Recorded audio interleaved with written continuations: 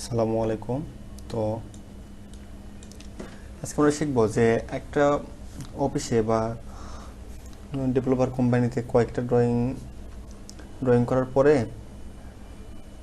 Building সাইটে যাওয়ার জন্য কতগুলো পেজ তৈরি করতে হয় এবং কি কি ড্রয়িং তৈরি করতে হয় এবং লেয়ার ওয়াইজ আপনার সব কিছু ঠিক থাকতে হয়। ঠিক আছে? তো ড্রয়িং করার সময় আপনি যদি ড্রাফটসম্যান হিসেবে ঢোকেন কোনো অফিসে বা কোম্পানিতে অথবা ডেভেলপার কোম্পানিতে ড্রাফটসম্যান হিসেবে ঢোকেন, তাহলে আপনার কাজ হবে যে আপনার যে বস থাকবে সে আপনাকে ড্রয়িং করে দিবে। আপনার বস এই প্রেজেন্টেশন ড্রয়িংটা ওকে করে দিবে, অথবা প্রেজেন্টেশন প্ল্যানটা ওকে করে দিবে না, সে শুধু ড্রয়িং করে দিবে। এগুলোর মেজারমেন্ট থাকবে। আপনাকে ফার্স্ট অফ অল এই প্ল্যানটা নিয়ে আপনাকে কি করতে হবে? মেজারমেন্ট ঠিক করতে হবে। মেজারমেন্ট কিভাবে ঠিক করবেন? তো মেজারমেন্ট ঠিক করার জন্য সাপোজ এই একটা প্ল্যান দিল, এখানে লেখা থাকতেও পারে যে এখানে 12 ফিটও লেখা থাকতে পারে। বুঝে গেছে? মেজারমেন্ট এগুলো লেখা ঠিক থাকবে না। তো ফার্স্ট অফ অল আপনার বস যখন আপনাকে একটা প্ল্যান দিবে, সেক্ষেত্রে প্ল্যানটা নিয়ে প্রথমে কি করতে হবে? প্রথমে আগে মেজারমেন্ট চেক করতে হবে। মেজারমেন্ট এখন কিভাবে চেক করবেন? মেজারমেন্ট এখানে যে মেজারমেন্ট লেখা থাকে এটা কি মেজারমেন্ট, এটা কোন মেজারমেন্টটা নিলে আপনি রাইট পাবেন। তো এই মেজারমেন্টটা নেওয়ার জন্য ওয়ালের ভিতর যেটা মাপ, যেমন এই ওয়ালের ভিতর কোনটা, এটা এই ওয়ালের ভিতর থেকে এই ওয়ালের ভিতর পর্যন্ত কত মাপ দেখেন, 16 ফিট 5। এখানে আপনার ইচ্ছা মতো বস যদি মনে করেন যে না আমি ঠিক করবো না, ঠিক করবে আমার ড্রাফটসম্যান, তো সেক্ষেত্রে অনেক সময় নাও থাকতে পারে। আর কাজ পাওয়ার পরে আপনার মেন টার্গেট হবে 3Dটা ওপেন করবেন। আগে মেজারমেন্ট চেক দিয়ে নেবেন। চেক দেওয়ার পরে কি করবেন? 3Dটা ওপেন করে নেবেন। এখন 3Dটা ওপেন করার পরে 3Dতে দেখবেন, সাপোজ আপনার বস দুইটা প্ল্যান দিল, এটা আর এইটা, কিন্তু এই যে ট্রিপিক্যাল ফ্লোরের যে ডিজাইনার, 3D ডিজাইনার, সে কি করলো, অনেক কয়টা, যদি বিল্ডিং 7 তলা হয় তাহলে উনি কি করবে, সাপোজ 1 থেকে 4 তলা পর্যন্ত একটা ডিজাইন রাখলো সামনের দিকে, আর 5 তলা থেকে 6 তলা একটা ডিজাইন রাখলো, আবার 7 তলা থেকে 8 তলা আর একটা ডিজাইন। তাহলে কি হবে? এই ড্রয়িংটাই থাকবে শুধু, সাপোজ 8 তলা থেকে এই বারান্দাটা এখানে দিল, এই বারান্দাটা এখানে দিল। যেমন দেখেন এটা কি ফার্স্ট ফ্লোরটা আমার এইরকম, সেকেন্ড ফ্লোরটা আমার এইরকম। এখানে একটা কলাম উঠবে, কলাম বলতে এখানে একটা ওয়াল উঠবে, এই ওয়ালটা আপনার গাঁথুনি দিলেও হবে, আবার অনেকে কংক্রিট দিয়ে দেয়, সেটা সমস্যা নেই। দেখেন এটার সাথে এটা আমার পার্থক্য কি, এখানে এই জায়গায় প্ল্যান্টার বক্স আছে, এই জায়গায় নেই, আর এটা পুরোটুকুই প্ল্যান্টার বক্স। তো এক্ষেত্রে ডিজাইনার বিভিন্নভাবে তৈরি করতে পারে। তো ফার্স্ট অফ অল আপনার কাজ হবে মেজারমেন্টটা ঠিক করে নিয়ে ডিজাইনার যে 3Dটা পাঠাবে, সেই 3D ওয়াইজ সব দিকে আপনাকে চেক দিতে হবে। চেক দেওয়ার পরে আপনার সব কিছু ওকে। হ্যাঁ, যেমন আগে এটার প্ল্যান ছিল এই একটাই, কিন্তু ডিজাইন করে আসার পরে এই প্ল্যান হয়ে গেছে হলো 1 2 3 4 5টা প্ল্যান বৃদ্ধি হয়ে গেছে। কি কারণে? ডিজাইনার কিছু চেঞ্জ করছে। কি চেঞ্জ করছে দেখেন, শুধু সামনেই চেঞ্জ করছে, এখানে বারান্দা, এখানে বারান্দা, এখানে বারান্দা, এখানে বারান্দা, ঠিক আছে, কিন্তু প্ল্যান্টার বক্সটা এটা পুরোপুরি দেওয়া আছে, এখানে প্ল্যান্টার বক্সটা এটা শুধু ডিজাইনের ক্ষেত্রে। আবার কি করছে, এখানে দেখেন এখানে কোনো প্ল্যান্টার বক্স দেয় নাই, এখানে কোনো প্ল্যান্টার বক্স হবে না, শুধু দুটো বারান্দা। আবার নেক্সট ফ্লোরে এই ওয়ালটা দেয়নি, শুধু দুটো বারান্দা দিছে। তারপরের ফ্লোরে দেখেন এই বারান্দা দিছে, তারপরে এই বারান্দার নিচে কি করছে, প্ল্যান্টার বক্স একটা দেখাইছে।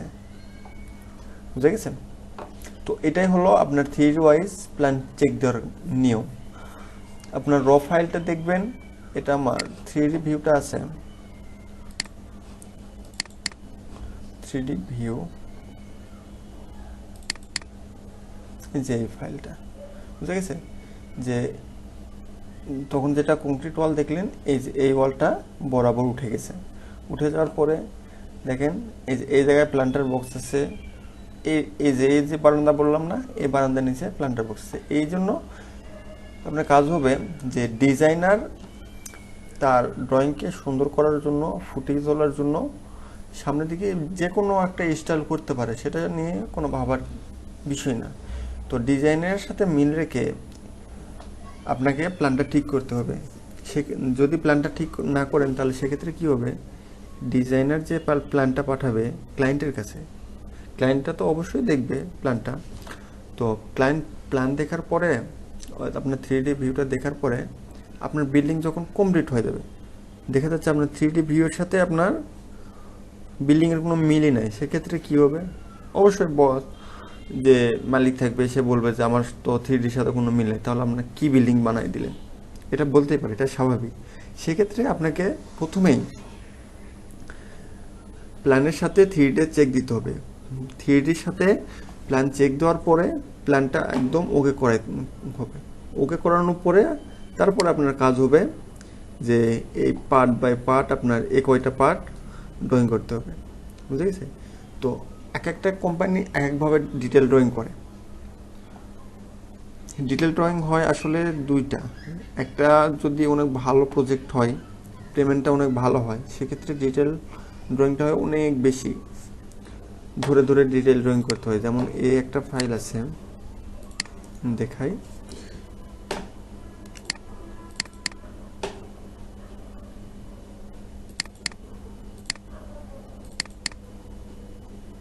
যেমন এই ফাইলটা অনেক বড় একটা প্রজেক্ট, সেক্ষেত্রে এখানে এক এক কনসাল্ট আপনার এক একভাবে ডিটেল ড্রয়িং করে, কারোর সাথে কারোর মিল নেই, আবার অনেক সময় আছে সেটা নাই।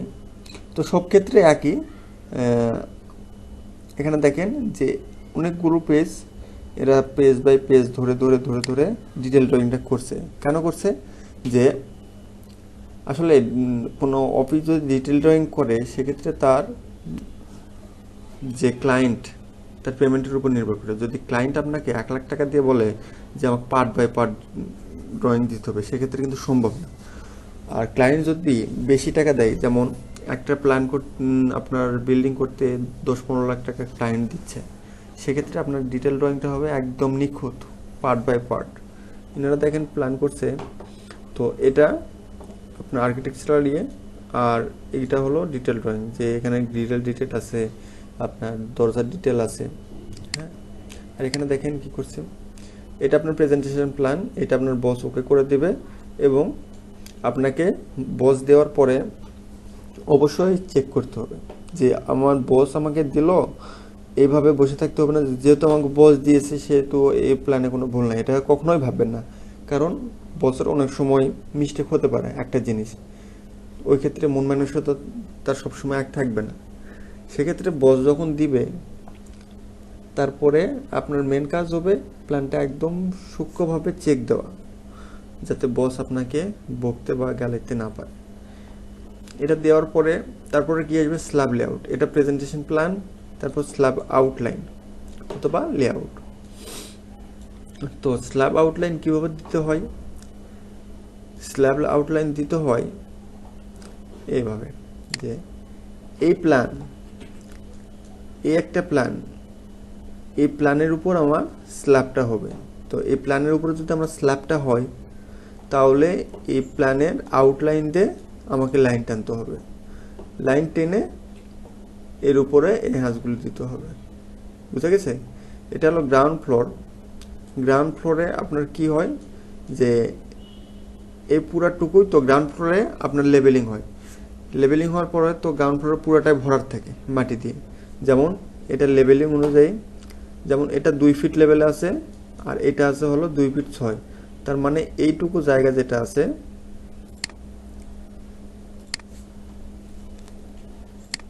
এইটুকু জায়গা আছে, এটা হলো 2 ফিট লেভেলে ভরাট হবে, আর এইটুকু যেটা জায়গা আছে সবসময় আপনার 2 ফিট 6 ভরাট হবে। এখন জিজ্ঞেস করতে পারেন যে এটা 2 ফিট আর এটা 2 ফিট 6 হলো কেন? সেক্ষেত্রে আমি বলবো যে আপনার গাড়ির যে পার্কিং, সেটা সবসময় সিটির ল্যান্ডিংয়ের থেকে 6 ইঞ্চি ডাউনে রাখতে হয়। কেননা যখন আপনি গাড়ি ধোয়া মোছা করবেন অথবা গাড়ি ময়লা হবে ধুবেন, সেক্ষেত্রে আপনার পানিটা যাতে সিঁড়ি বা লবিতে না যায়। আপনার যদি বিল্ডিং থাকে সেক্ষেত্রে না যায়। আপনি একটা জিনিস মাথায় রাখবেন, যখন পার্কিং করবেন পার্কিংটা সবসময় ডাউনে রাখবেন, মিনিমাম 6 ইঞ্চি। অনেকে 1 ফিটও রাখে, আপনার 6 ইঞ্চি রাখলে এনাফ। পার্কিংটা সবসময় 6 ইঞ্চি অথবা 1 ফিট ডাউনে থাকে, আর সিঁড়ির লার্নিংটা 6 ইঞ্চি আপে থাকে। ঠিক আছে? তো এটা মাটিতে ভরাট করার পরে এখন এর উপর যে স্ল্যাব হবে, এই যে ফার্স্ট ফ্লোর স্ল্যাব লেআউট, তো ফার্স্ট ফ্লোরে যেটা স্ল্যাব লেআউট এটা কোথায় বসবে? গ্রাউন্ড ফ্লোরের উপরে। বুঝতে গেছে? এখন স্ল্যাব লেআউটটা কীভাবে টানবেন? স্ল্যাব লেআউট টানার সময় একটা জিনিস মাথায় রাখবেন, যে সিঁড়ির স্টেয়ারের এই অংশ এবং লিফটের এই অংশ, সিঁড়ি এবং লিফট বাদ যাবে, এবং আরও একটা জিনিস বাদ যাবে, সেটা হলো ডাক্ট। আমাদের এখানে যেগুলো ডাক্ট আছে সেগুলো বাদ যাবে। এই দেখেন এখানে সিঁড়ির অংশটুকু বাদ দিয়েছে, লিফটের অংশ বাদ দিয়েছে, এবং ডাক্ট যেটা আছে সেটা বাদ দিয়েছে, কারণ এগুলোর অংশ সবসময় ফাঁকা থাকে। ডাক্ট দিয়ে যখন আমরা স্ল্যাবটা দেই, স্ল্যাব দেওয়ার পরে ডাক্ট ডিজাইন করতে হয়। ডাক্টটা আপনার আর্কিটেকচার প্ল্যানে থাকে উইথ, এখানে ডাক্টটা কত ইঞ্চি সেটাও দেওয়া থাকে। এই ডাক্টটা কত ফিট বাই কত ফিট হবে, কীরকম হবে, সব কিছু সেখানে দেওয়া থাকে। সেই অনুযায়ী একদম স্ল্যাব যখন কাস্টিং করে তখনই একবার ডাক্টটা ডিজাইন করে নিতে হয়। স্ল্যাব আউটলাইনটা আপনারা এই প্ল্যানের আউটলাইনে যে লাইন আছে সেই লাইনে টেনে স্ল্যাব আউটলাইনটা বসাইতে হয়। এরপর আসে ওয়ার্কিং ড্রয়িং। তো ওয়ার্কিং ড্রয়িংটা কি? ওয়ার্কিং ড্রয়িংটা কীভাবে করবেন? তো ওয়ার্কিং ড্রয়িং করার জন্য আপনাকে অনেক শ্রম দিতে হয়, অনেক ভালোভাবে শিখতে হয়। ওয়ার্কিং ড্রয়িং মূলত আপনি একটা ওয়ার্কিং ড্রয়িং করতেছেন, ওইটা ফলো করে মিস্ত্রিটা সেটা বানাবে, তো আপনাকে ওটা মাথায় রেখে আপনাকে ওয়ার্কিং ড্রয়িংটা করতে হবে। তো ওয়ার্কিং ড্রয়িংয়ের জন্য আমি আলাদা একটা ক্লাস দিব, তো ওইটার অনেক বোঝার একটা বিষয় আছে। ওয়ার্কিং ড্রয়িং আপনি একটা করলেন, প্রথম অবস্থায় করলে আপনার হয়তো বা হিজিবিজি হবে। হিজিবিজি ড্রয়িং কখনোই রিডেবল হয় না। আপনি যত স্বচ্ছ করবেন, ওই স্বচ্ছ করার মধ্যে আপনার স্ট্যান্ডার্ড যে মাপগুলো প্রয়োজন সেই মাপগুলো দেওয়ার চেষ্টা করবেন। তো সেক্ষেত্রে ওই মাপগুলো দিলে মিস্ত্রি বুঝতে পারে। মিস্ত্রি যখন বুঝতে পারে তাহলে আপনাকে আর জিজ্ঞেস করে না যে এটা কীভাবে। ওয়ার্কিং ড্রয়িংয়ের মূল কারণ হলো স্ল্যাব লেআউট হয়ে যাওয়ার পরে ভিতরে যেই ওয়ালগুলো হবে, সেই ওয়ালগুলো ডিটেলিং সেখানে দেওয়া থাকে। এরপর আসে ফলস স্ল্যাব।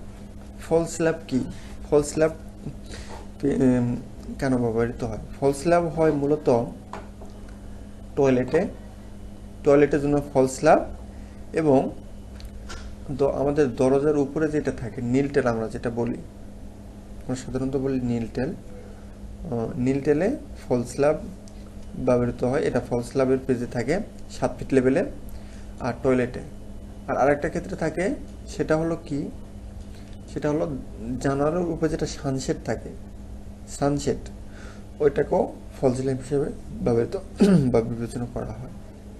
বুঝে গেছেন? জানালার উপরে যেটা আমরা সানশেড বলি, যেমন আমরা দেখাই, এই জানালার উপরে যেটা সানশেড আছে না, এই সানশেডটা অনেক সময় আপনার বিম বটমও থাকে, আবার 7 ফিট লেভেলও থাকে। এটা আপনার জানালার হাইট অনুযায়ী হয়। আপনার জানালার হাইট অনুযায়ী যদি হয়, সাপোজ আপনার জানালার হাইট জানালার এটা হলো সিল লেভেল 1 ফিট, আর জানালার হাইট হলো এখানে মেবি দিচ্ছে 7 ফিট, তাহলে আপনার এই সানশেডটা হবে 8 ফিটে। আর জানালার এই সিল লেভেল যদি 1 ফিট হয় আর জানালার হাইট যদি হয় 6 ফিট, তাহলে আপনার এই সানশেডটা হবে 7 ফিটে। তো এটা নির্ভর করে ডিজাইনারের উপর। তো ডিজাইনার আপনাকে উইন্ডোটা যেভাবে ডিজাইন করবে সেক্ষেত্রে আপনার ওই সানশেডটা ব্যবহৃত হয়। অনেক ক্ষেত্রে 7 ফিটও হয়, আর অনেক ক্ষেত্রে 8 ফিট। এরপর আসে ডাউন স্ল্যাব। ডাউন স্ল্যাবটা কি? ডাউন স্ল্যাবটা হলো বিম বটমে বারান্দার উপরে যেটা আমরা ইউজ করা হয় সেটা।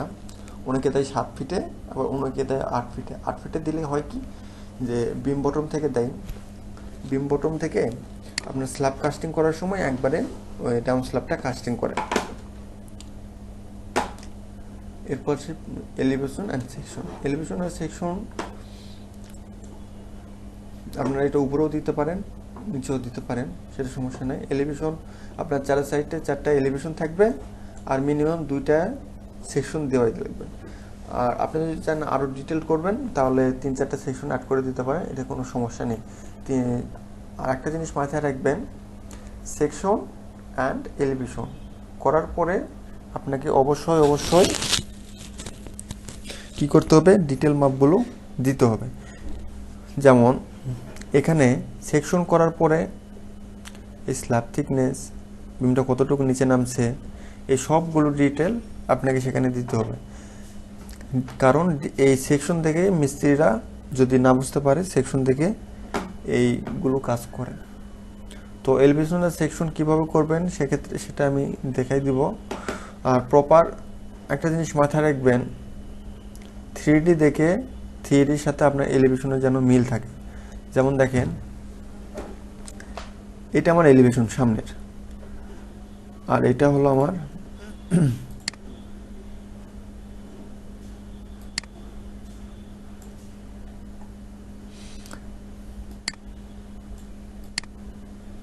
এটা হলো আমার 3D ভিউ।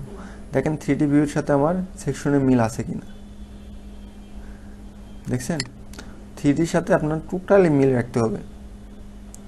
3Dর সাথে যদি মিল না রাখেন তাহলে কিন্তু হবে না। কারণ 3D একটা দেখাইতেছেন আর অনেক করতেছে আলাদা, সেক্ষেত্রে কিন্তু হবে না। দেখেন যে এলিভেশন হলো 3D অনুযায়ী করবেন এবং এভরিথিং মাপ দিতে হবে। এলিভেশনের ক্ষেত্রে এভরিথিং মাপ সেখানে দিতে হবে। এরপর আসে ডোর উইন্ডো শিডিউল। ডোর উইন্ডো শিডিউল হলো এই আপনার উইন্ডোটা কত ফিট, সিল লেভেল কত আছে। এটা এই ড্রয়িংয়ে ফুললি ওয়ার্ক ডিটেল ড্রয়িং করা নেই, আমার কাছে আলাদা আর একটা পেজ আর একটা ড্রয়িং আছে, সেটা আমার এখন বর্তমানে নেই। তো ওইটা মেবি আপনাদের নেক্সট ক্লাসে দেব। তো আপনাদের যদি ভিডিওটা ভালো লাগে অবশ্যই জানাবেন কমেন্ট করে। ধন্যবাদ। সালামু আলাইকুম।